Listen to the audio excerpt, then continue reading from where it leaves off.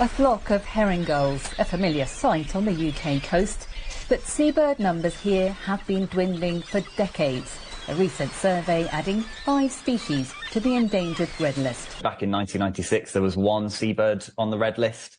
This year, we've seen the longest addition to the red list, so we're now at 10 seabirds of the 28 that were assessed.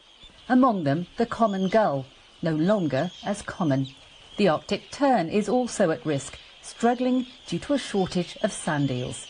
So many of our key seabirds that are now on that red list, puffins, kittiwakes, massively rely on sand eels. Sand eels are one of the foundation forage fish species, that baseline of the food chain almost in the North Sea.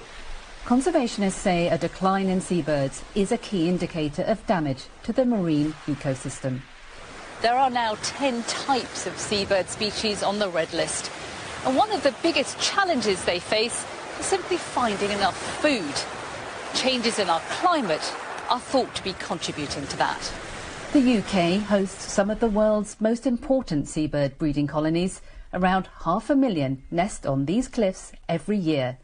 They face increasingly extreme weather and crucial changes in the sea. As our sea surface temperatures warm, the prey that seabirds rely on is moving north, and so this is affecting how successfully they can nest in places like the UK. Perched on those same cliffs, the tiny puffin. Its precarious status boosted by a recent policy change. In March, the UK government banned sand eel fishing in its North Sea waters.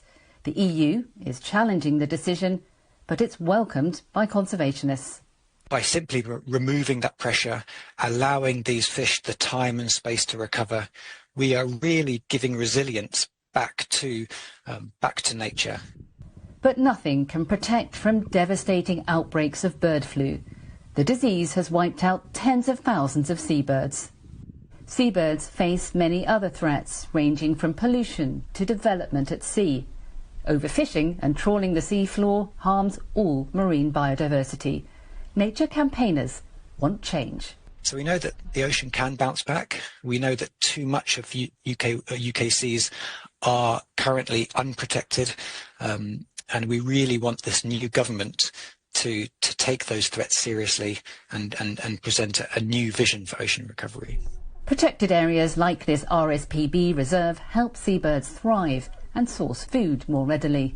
Some species do show signs of recovery, and nature groups believe the tide could turn for others with the right action at sea. For now, it's a waiting game for any sign of positive change. Logan, CGTN on the Sussex coast.